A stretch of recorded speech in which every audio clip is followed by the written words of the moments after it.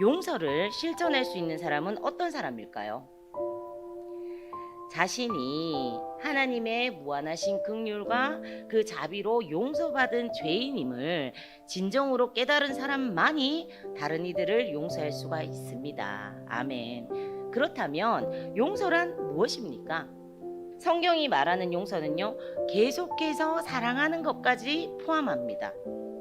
용서 이후에 더 이상 관계를 지속하지 않겠다는 것은요, 복수하지 않겠다는 그런 의미이지 진정으로 용서하겠다는 의미는 아니기 때문입니다. 그러나 이러한 사실을 우리가 기억하면서도요, 용서의 삶을 살아가기가 쉽지 않은 것이 우리 존재의 연약함입니다. 더욱이 용서란 사랑의 관계를 지속하는 측면까지 포함할 때 진정한 용서가 되는 것임을 우리가 감안할 때 참으로 사랑의 사람으로 거듭나지 않고는 용서의 삶을 살아갈 수가 없습니다.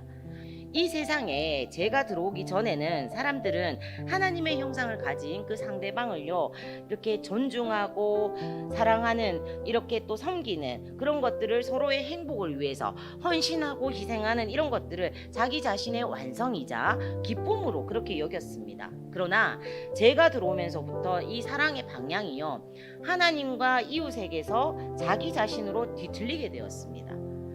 햇빛을 등지고 걸어가는 사람이 자신 앞에 드리운 커다란 그 그림자를 피할 수 없는 것처럼 자기 사랑을 따라 살아간 결과는요, 두려움과 불안 그리고 소외입니다. 하나님을 멀리 떠난 인간은요, 결국 하나님을 버리고 마음대로 살아온 그 비참한 결과를 맞게 됩니다. 그리고 그러한 고통 속에서 자기만을 사랑하면서 살아가는 이것이 결코 진정한 행복을 가져다 주지 못함을 깨달은 자들, 그들 속에서도 아주 소수의 사람들만이 참된 사랑이신 하나님께로 돌아오게 됩니다. 성령께서도 바로 이러한 인간의 마음과 성품을 사용하셔서 사랑으로 우리 가운데서 역사하십니다. 종종 그리스도인임에도 불구하고 누군가에게 한번 상처를 받고 손해를 입으면 자기의 고통에 집착하면서 결코 그 상대방을 용서하지 않으려는 그런 사람들을 보게 됩니다. 그러나 그러한 태도의 가장 큰 피해자는요, 바로 자신입니다. 미움은요, 양날을 가진 검과 같습니다. 다른 사람으로부터 입은 상처에 대한 그 기억을 간직한 채 오래도록 복수의 그 칼을 갈고 있다면요, 그것은 스스로 자신의 영혼을 해치고 있는 것입니다. 그래서 용서하지 않는 것은 남을 미워하면서 자신이 마시는 독이다라고도 합니다. 용서는요, 우리의 영혼을 자유롭게 해줍니다. 우리에게 자유를 가져다 주는 것이죠. 왜냐하면 용서하는 우리의 마음에는요, 이미 하나님의 은혜가 작동되기를 시작하기 때문입니다.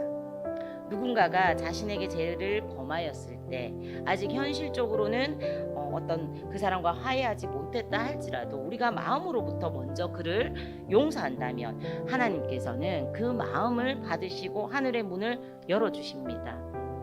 기도의 문이 닫힌 심령에는 강구의 영을 부어주셔서 다시 기도할 수 있도록 은혜를 부어주시고, 말씀의 은혜가 메마른 심령에는 지혜와 계시의 영을 부어서 다시 깨닫는 그 은혜를 허락하십니다. 아멘.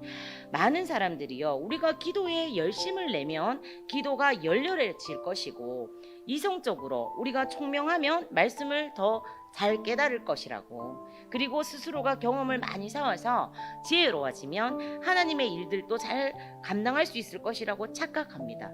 그러나 이 모든 것은요, 사랑의 실천, 그 사랑의 마음을 가진 사람들에게 하나님께서 위로부터 공급해 주시고 부어 주실 때 소유하게 되는 것입니다. 아멘. 사랑하는 여러분, 우리가 우리에게 죄 지은 사람을 쉽게 용서하지 못하는 이유가 무엇입니까? 여러분들 가운데 그 마음에 여전히 용서되지 않는 누군가가 존재하고 있습니까? 용서를 위해서 내가 치를 대가와 그 희생을 두려워하기 때문에 우리가 용서하지 못하는 것입니까? 그러나 희생 없이는 용서도 없습니다. 여러분은 다른 사람을 용서하는 그런 과정들을 통해서 우리를 위해서 베푸신 예수님의 그 희생과 사랑을 체휼해 본 적이 있으십니까?